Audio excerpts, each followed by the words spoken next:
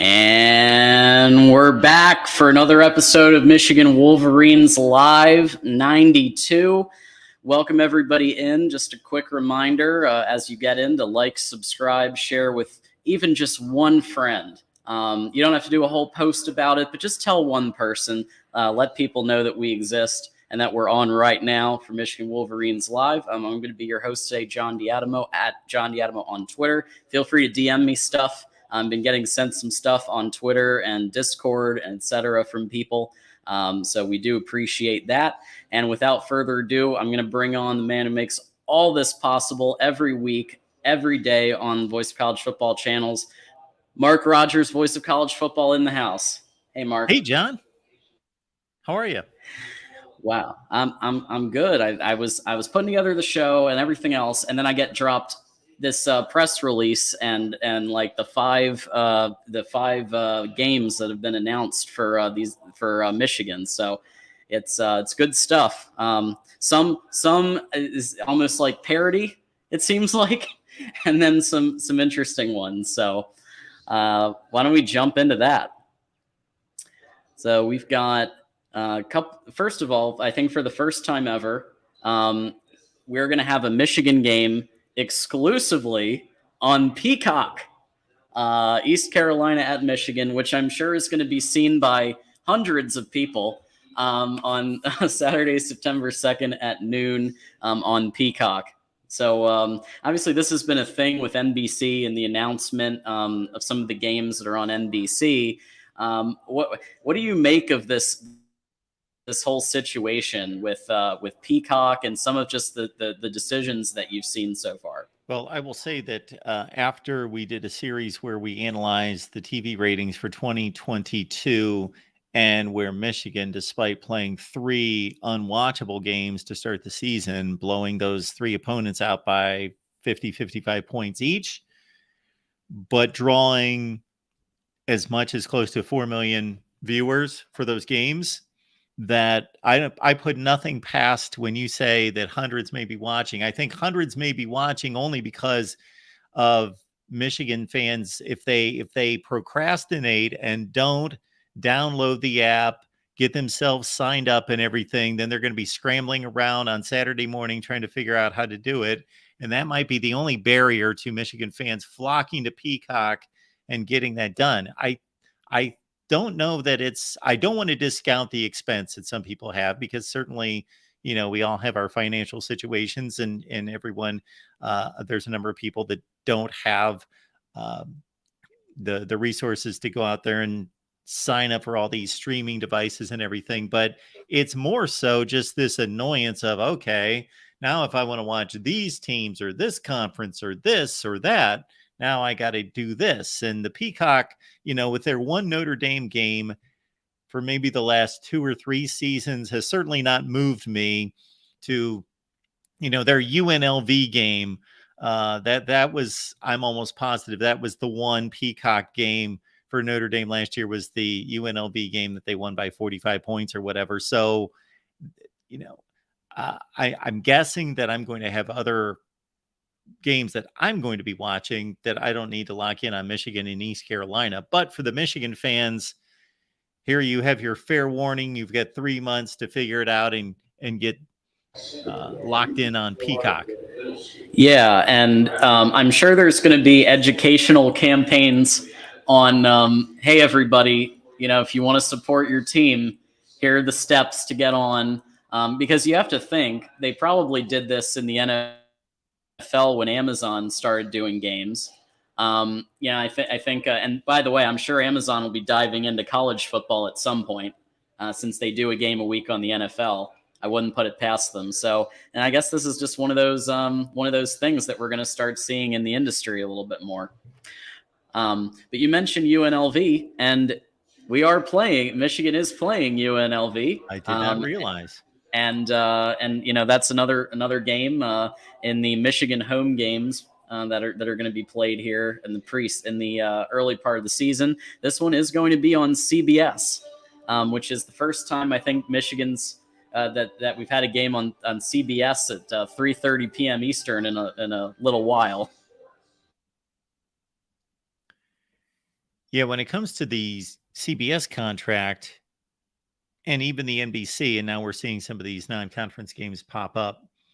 I think when the deal was signed and we all just had in our minds the magnitude of these awesome games, these awesome matchups, and this is what's going to flood in addition to Fox now, CBS and NBC. Well, the reality of the schedule is that there's only so many of those games, and there's some really lightweight games sprinkled throughout the schedule, or more so than sprinkled throughout the schedule, pretty heavily baked into the first 3 or 4 weeks of the schedule, non-conference play. So I think when we all envisioned the Big Ten on NBC, the Big Ten on CBS, we were not thinking UNLV and East Carolina.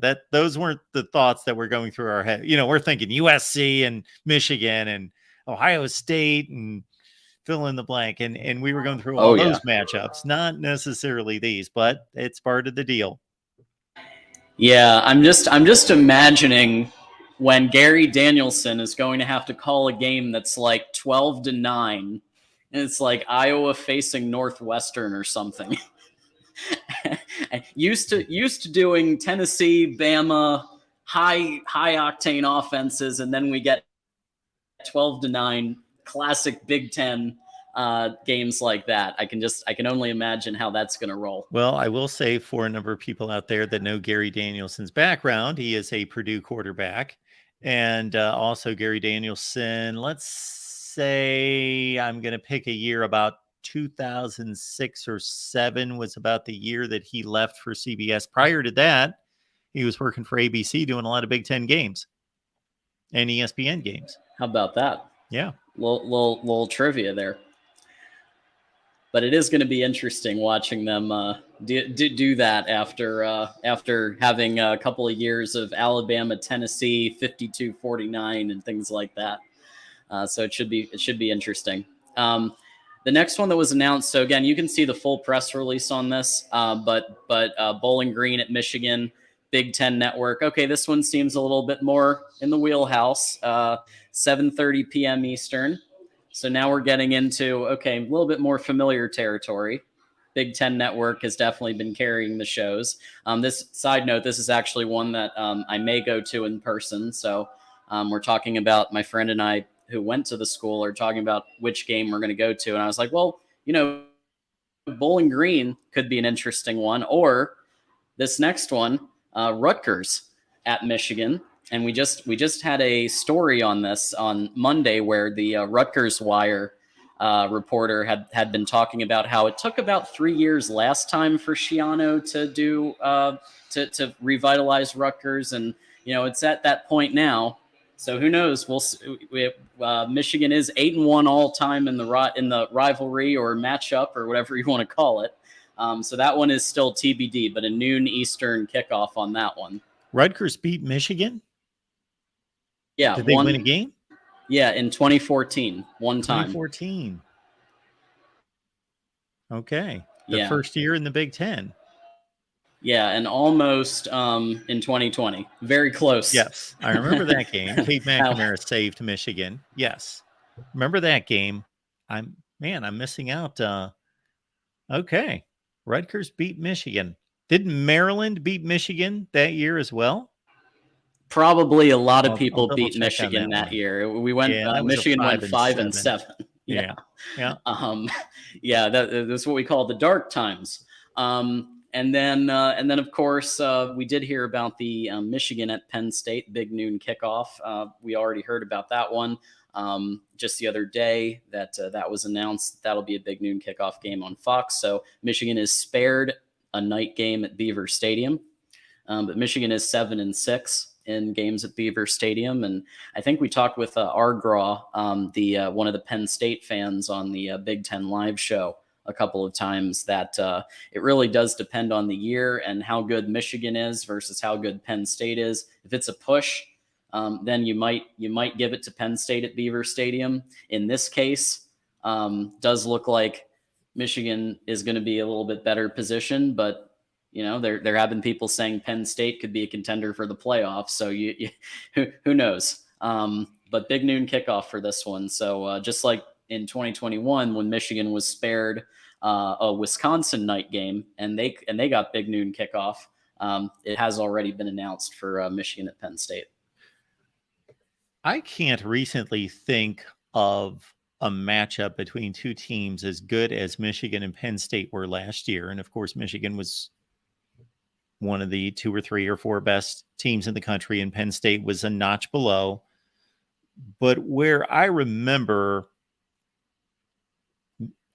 one team dominating physically, and so I'm thinking about James Franklin leading into this Michigan game. Does he show his team that film to motivate them to say, you got embarrassed, we got embarrassed, physically just beaten to a pulp practically every play? The yardage totals were just completely on Michigan's side, rushing the football and defending the run, or you just don't even want to touch that game tape, because for as good as Penn State again turned out to be, winning the Rose Bowl, man, Michigan just a lot is going to have to change, and things do change from year to year, certainly in college football. But Penn State is going to have to bring a much more physical effort to the field this time against Michigan.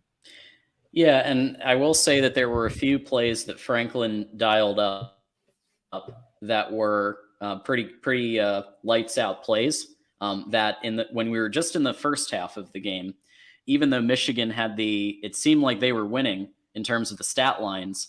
I got to give Franklin some credit for pulling a couple rabbits out of his hat, and Sean Clifford running for like 60 some yards, and some of what we saw there.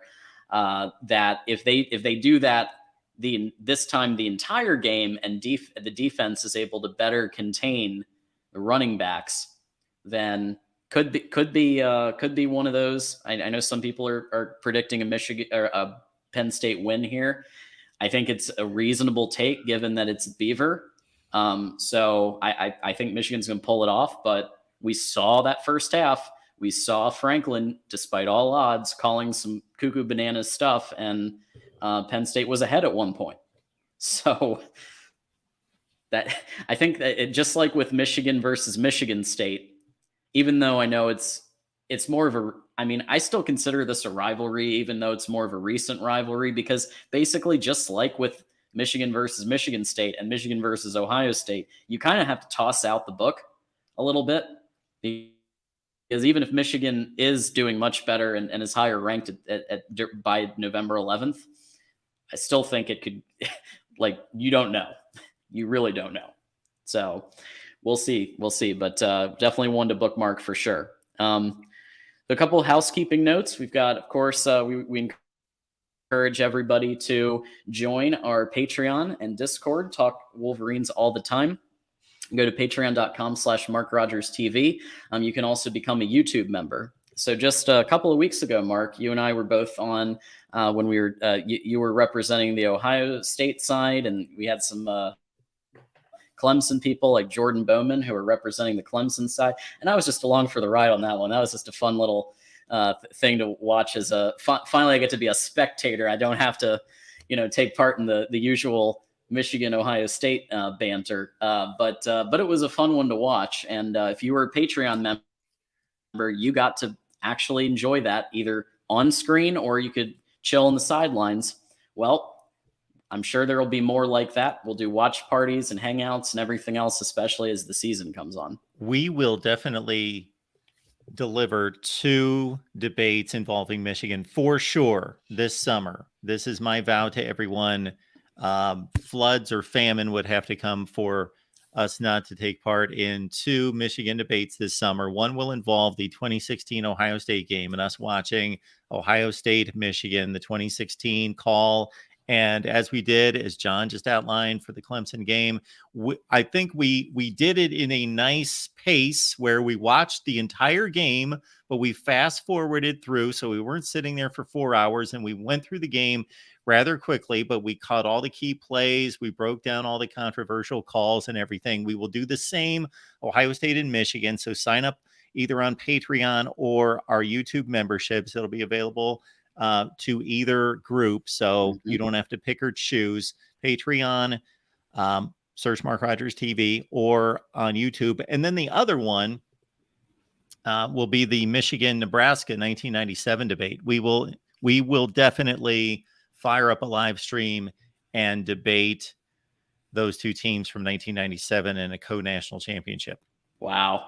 So mark this space, because we're two of the most heated topics in Michigan football history. The 97 national championship and the 2016 The Spot game, both apparently going to be talked about. So join Patreon, become a YouTube member to take part in that. And then we also want to give thanks to our sponsor, Aura. Get yourself a 2-week free trial. And it actually, people may not know that this tremendously helps out the channel. So big time. Of us are on the internet pretty much all the time.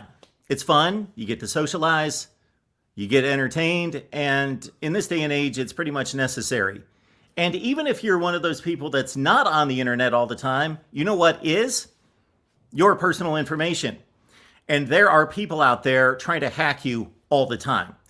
They want your email address, they want your phone number, they want your place of employment, and they want to do bad things with it. There's also fairly legitimate corporations and companies that want your information. They want it for marketing purposes. They're going to buy it, they're going to sell it, they're going to trade it. At the very least, it's annoying to you. It's a nuisance, it's aggravating. Your email gets cluttered up with spam email. You get robocalls all the time. That's at the very least.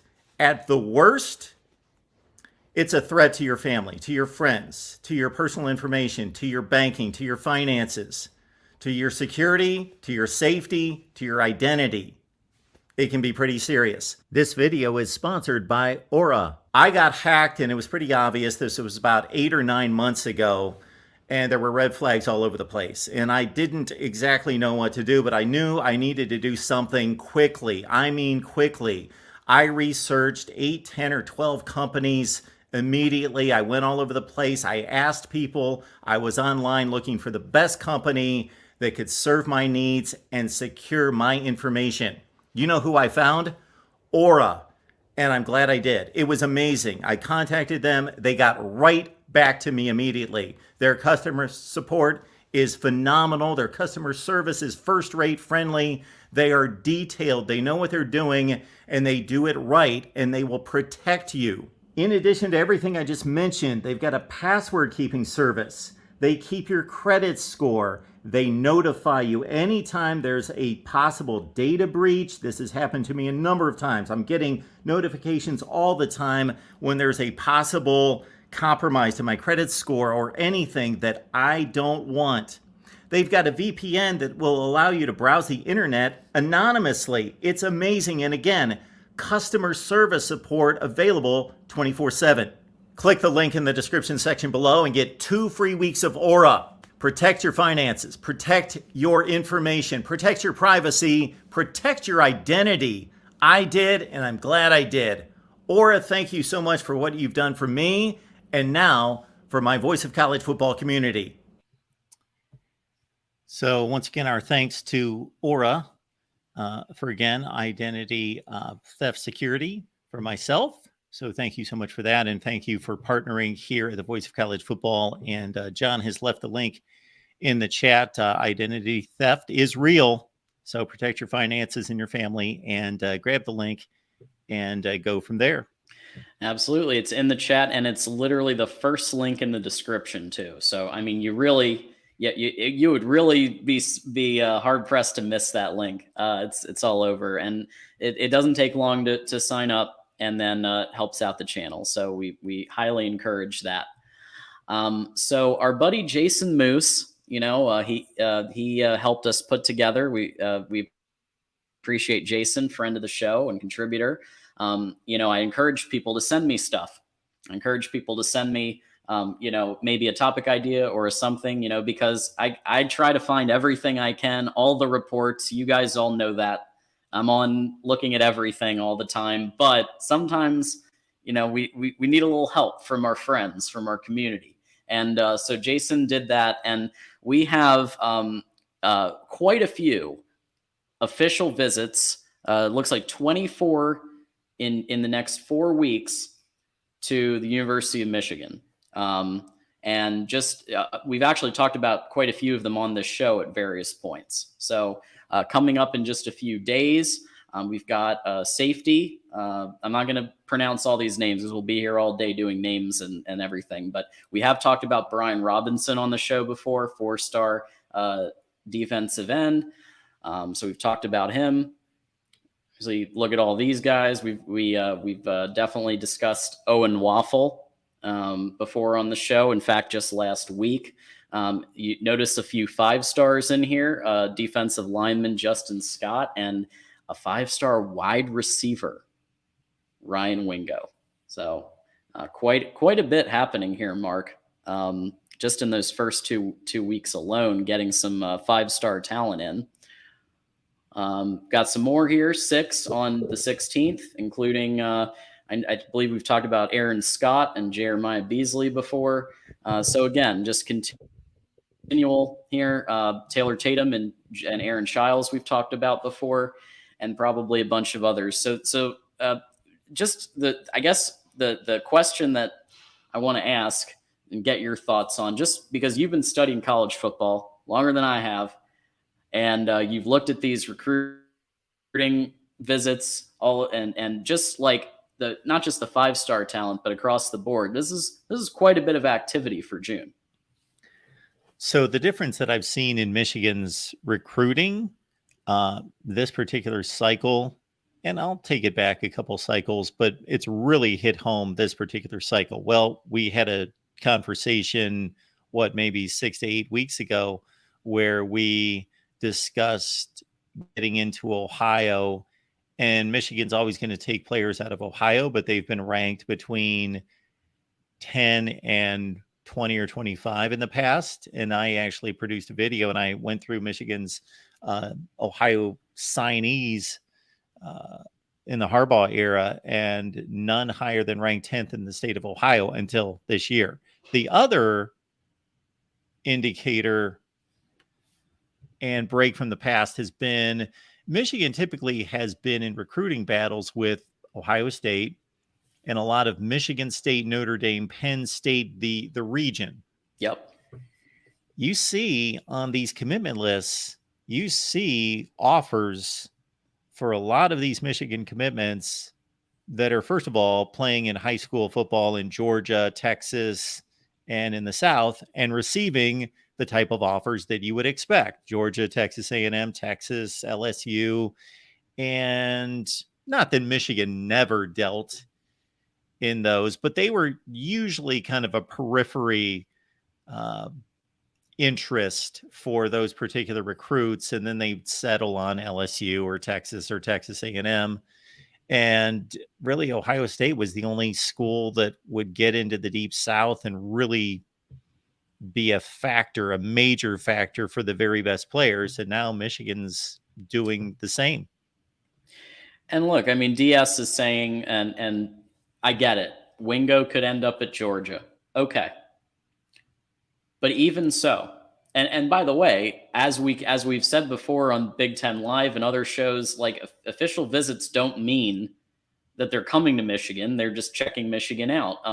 The number of official visits can be an indicator, and some of them have visited before. So that can be an indicator, but I completely get it that some of these players are going to choose Georgia. They're going to choose Ohio State. They're going to choose Alabama. They're going to choose Texas. There are some that aren't going to choose Michigan, but just the fact that, like you said, Michigan is taking swings in areas where normally they're not playing offense. They're playing offense practically everywhere in the country, and in areas that normally, like you said, are tend to be more SEC areas. Just like in sales, I've been in sales almost 10 years. You take big swings, and sometimes you make them and sometimes you miss, but you've got to take them. And it's a numbers game, and recruiting is the same way. So DS, you might be 100% right, but just the fact that he's coming, that's something. All right. So just a reminder that we have a merch store. So Father's Day is coming up, folks, and we've got some items in here to support the voice of college football and Mark, and including one of my new favorites. I may have to go for this one. The voice of college football embroidered apron, but already have the T-shirt and the mug. I know a bunch of you have the hoodie, and you got. I mean, there's literally something for everybody in here. But definitely plenty of good Father's Day gifts, and some for everybody in your life.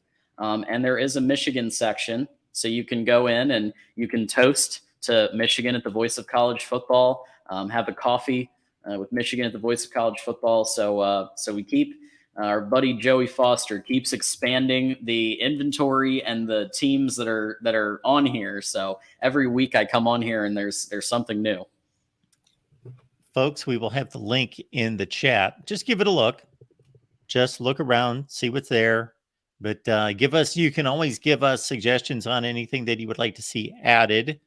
Joey is open to suggestions. We can't guarantee that we will deliver on the suggestions, but mostly we've been able to do just that. We have been able to respond to a number of requests and to deliver that merch. So Joey did an exceptional job, and it was my aim in particular to match the quality and the price, to make it affordable, to make it reasonable. But also we wanted, and we had heard from a number of people that wanted the quality to be, we don't want stuff wearing out 3 months from now. We want good quality stuff. So again, give us your feedback, but all the feedback thus far has been positive. Yep. Check it out. Got some good stuff. And like I said, pretty much something for any occasion or any usage. Check it out. We do want to thank Jason, not only for the super chat, but also the awesome list of official visits. The two best in the biz, John and Mark. That is extremely kind of you. Yeah, Mark is, and then we've got some other people on here that I think are top notch. Corey, if you haven't seen the Iowa Hawkeyes show, people, okay, at 5:30 p.m. Eastern every Tuesday, except for on weeks where big news happens and then they just decide, okay, we're gonna not do a week, and then we're gonna come on the day where the official news is. So that might happen too sometimes, but that's a great show as well, and many of the others in the Voice of College Football Network. Check them all out. I try to check out as many as I can when I'm not at personal training or working out or whatever I'm doing, but try to check them out. And thank you, Jackson. And your question about what's your take on the schedule, rewind about 20 minutes. We went through the 5 weeks that have been announced. So definitely check that out as we kind of gave our take on those. All right. So in Sports Illustrated, tight end Colston Loveland, we've heard a lot about him and what he's going to bring to the table in 2023. So he has joined the chorus of some of what we've heard, the JJ reports, that he was pushing for more deep passing route concepts. And we've talked a lot on the show about passing, so I don't want to go too crazy on this, but I do think it's notable that the tight end that's used heavily as a wide receiver too, that he's saying, I think we're going to sling it around the yard a little more. Colston Loveland has, I think we know that he's not as much of a blocking tight end as a receiving tight end. Right. You've got Bredesen and others who are going to probably serve as more the blocking tight ends for running plays. When Colston Loveland gets on the field, there's a solid chance it could be a passing play. So the fact that he's saying that, hopefully they're practicing. JJ and Loveland are playing a lot of catch and connecting with each other. We talked about that a few weeks ago in looking at Michigan's passing metrics and then some of the rivals in the Big Ten and elsewhere across the country. I don't know where this is coming from in regards to Colston. Maybe this is wishful thinking. Could be that. Could be that. It could be him actually reviewing what they've done and what they've worked on in spring practice and winter workouts and thought, hey, it sounds like, or this is just the impression I get, or maybe flat out, they've had those discussions and about amping up the passing game. Could be a whole lot of different factors loaded into that statement. I will say that statistics tell us that more than likely they will throw the ball more than 114th in the country in pass attempts. So I'm with Colston. I believe that they'll swing it around a little bit more than that. Listen. Under Harbaugh, we know that run first mentality will continue, and Sharon Moore, as the primary offensive coordinator, his prime, he has been mostly focused on in the past the offensive line, right, and running concepts. So I do think you're going to still see that identity, but remember, Corum and Edwards were both out for spring ball.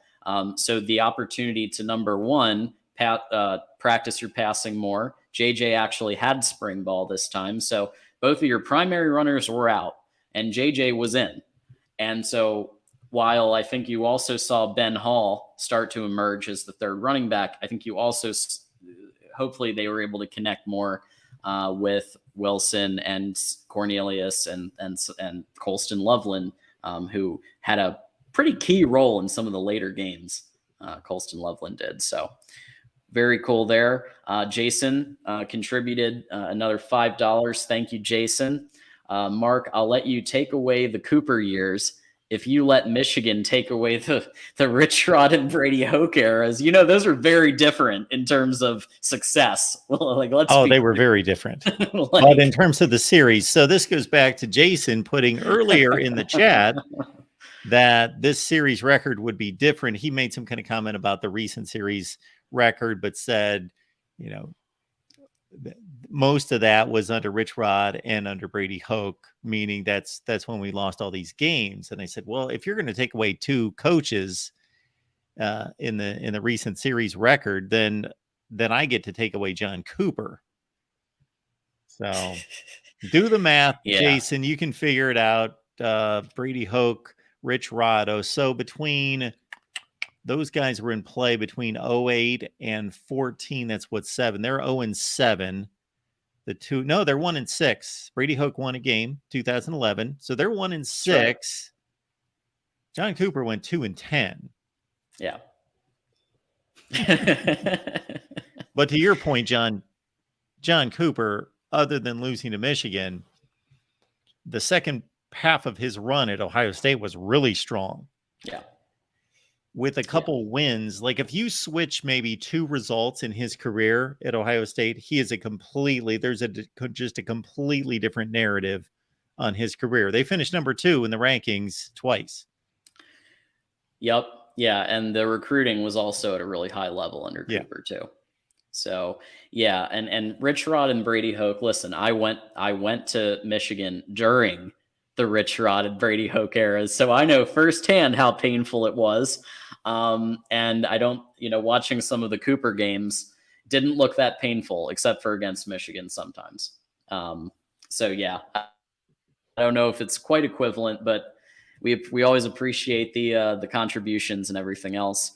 J Mommy, thank you for coming by. And yeah, exactly. And we've been saying this repeatedly on the show that the passing game suffered in part because of boneheaded play calling, but in part because JJ didn't have spring to practice. And remember, there was a QB battle going on all through fall camp and the first two games of the season until he was named the starter on merit, according to Harbaugh. So yeah, very, very true point. And we've talked about it a couple times on the show.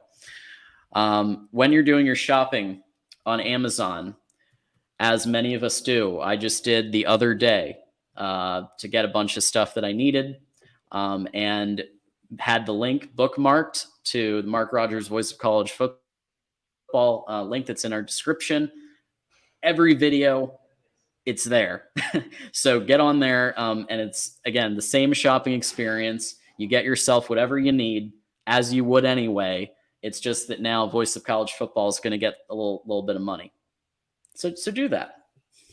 Well, first of all, John, thank you so much for doing that. You've been extremely consistent, and that takes a lot because, again, Everybody's busy. You're running around 60 miles an hour and all of that. And so I really appreciate anytime someone does recall doing that. But just think about it. You're going to go through the same process of shopping on Amazon. You're spending the same amount of money. You're not adding to the bill at all, but you can help us here at the Voice of College Football send a few bucks our way. So please do that. Definitely.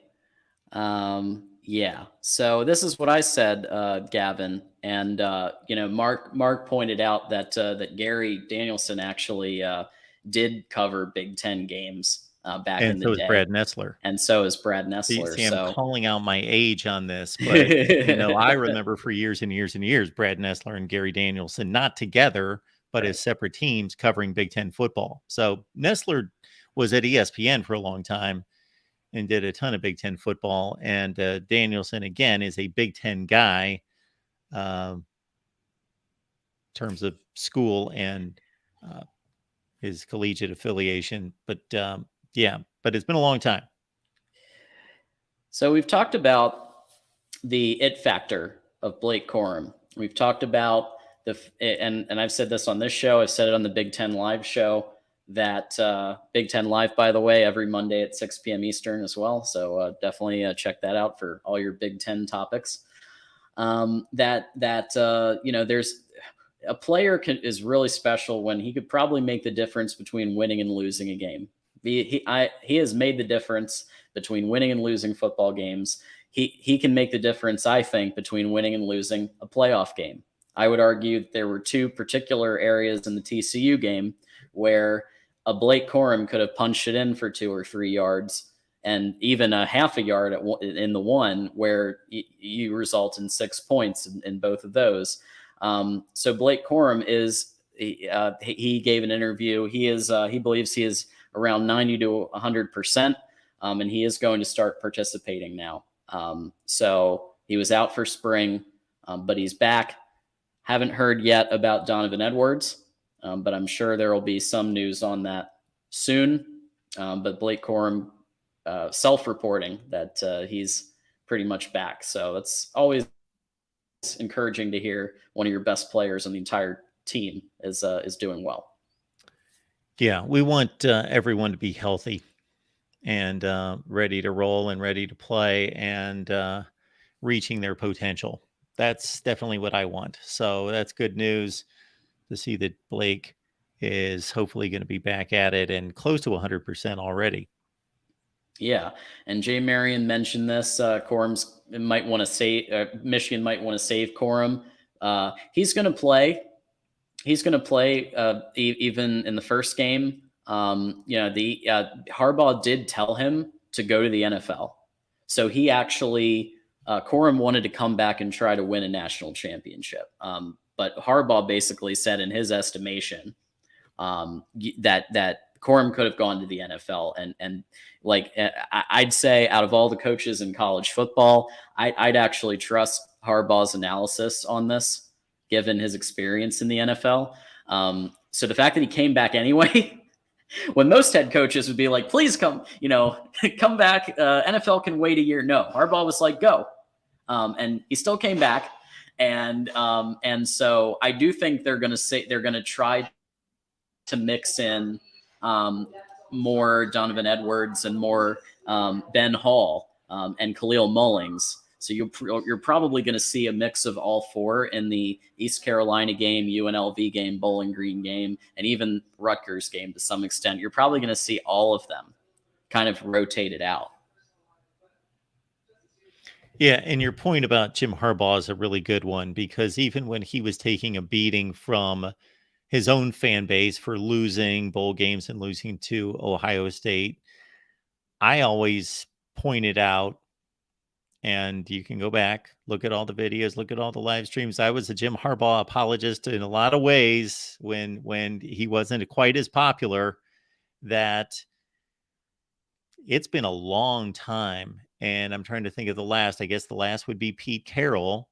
And that's Pete Carroll doing it, of course. He was an NFL head coach before he was a college head coach, but he really found success, of course, at USC before he did with the Seahawks, that it's been that long. I can't think of anybody since then. Jim Mora really, he had an okay run at UCLA, but nobody has reached that status on both of those levels since Pete Carroll. That Jim Harbaugh has shown just every stop he's made, he has turned a bad situation into a nearly great situation on both levels.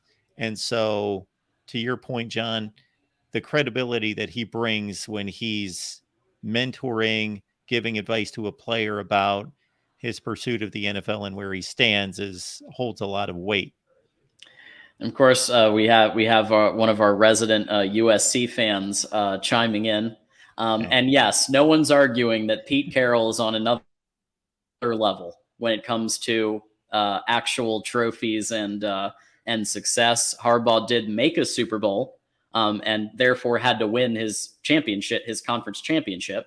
So there is that.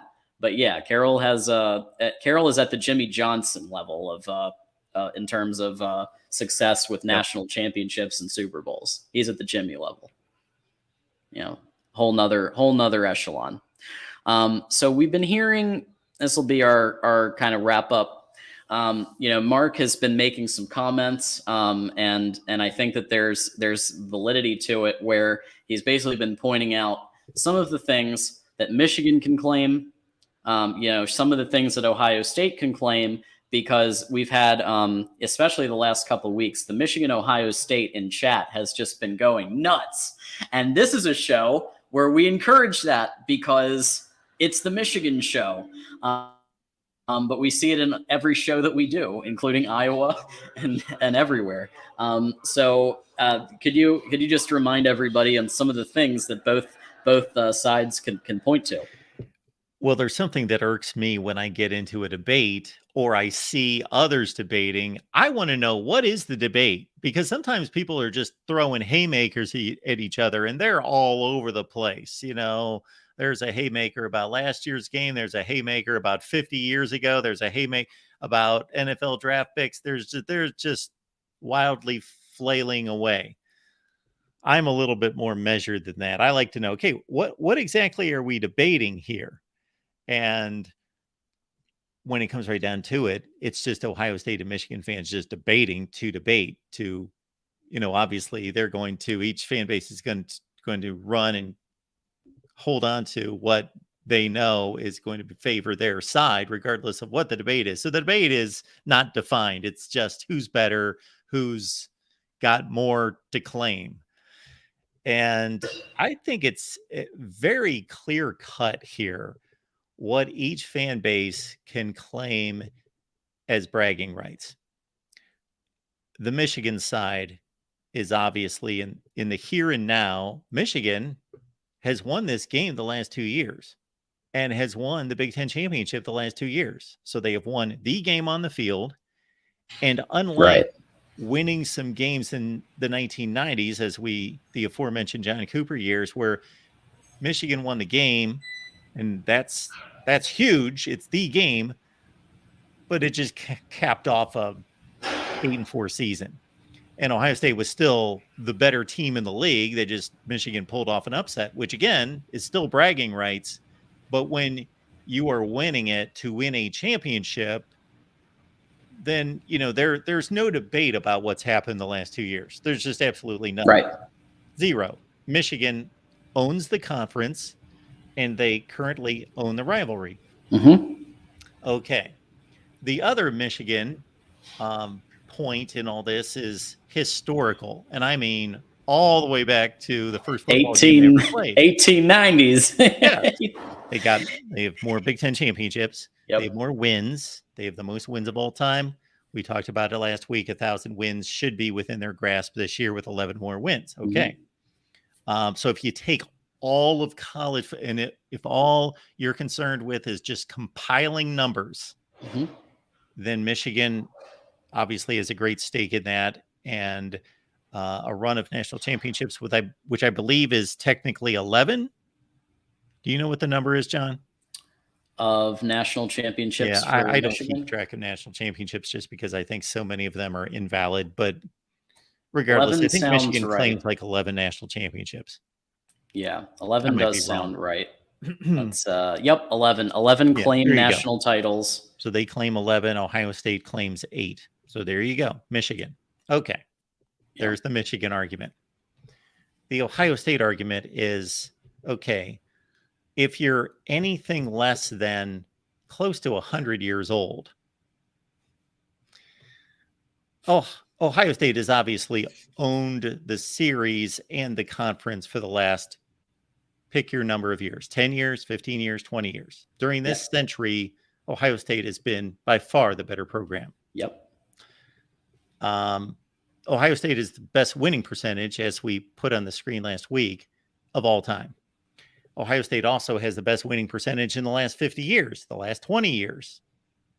It's been consistently the greatest program from just the sheer point of just winning percentage, winning games consistently for decades and decades and decades. Heisman trophies, NFL draft picks, first round draft picks, and obviously everything that comes with just winning the games on the field over the last 20 or 30 years. Championships, national championships, Big Ten championships, all of that is in Ohio State's court. And really nothing that I stated there could be debated in any way. That's all factual. Yeah. Correct. For both sides. Yeah. So that's what it is. Yep. Yes, we can't control when schools are built. Yes, Michigan did start playing football way back in the leather helmets, and I think they're using sticks. And and do they even have any padding going? No. I mean, we're talking parking lots, and we're talking like old school. But yeah, I do agree that you have to look at it, and I try to be a reasonable fan, and I try to look at both sides, and hang out with the Buckeyes occasionally and all of that. And yeah, I mean, there's the fact that yes, Michigan has the numbers all time in terms of national championships, in terms of Big Ten championships. However, if you look post World War II, you look at the modern era of college football, Ohio State has been leading that for pretty much all of it. And it's really just the last 2 years that Michigan has now begun to say, hey, it's a rivalry again. This is what I don't understand. Maybe I should state the Ohio State argument first and then close with the Michigan argument, because then the Michigan fans would be a little kinder to me. I think I was very balanced with that, and everything I stated was factual. Yeah, it was fair. Yeah, I didn't hear any homerism in there. I totally understand. Again, if there's a defined argument and debate, then you have to play by the rules of the defined debate. But there never is in these chats. Everybody's just flailing away. So all I am is just clarifying. Michigan fans, you can stake claim to all this. Ohio State fans, you can stake claim to all of that.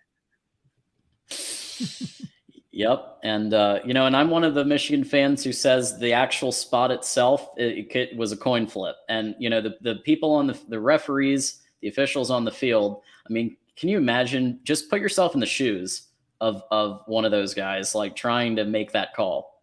Okay. It was close. And that's not the issue. That's not the decision I have the issue with.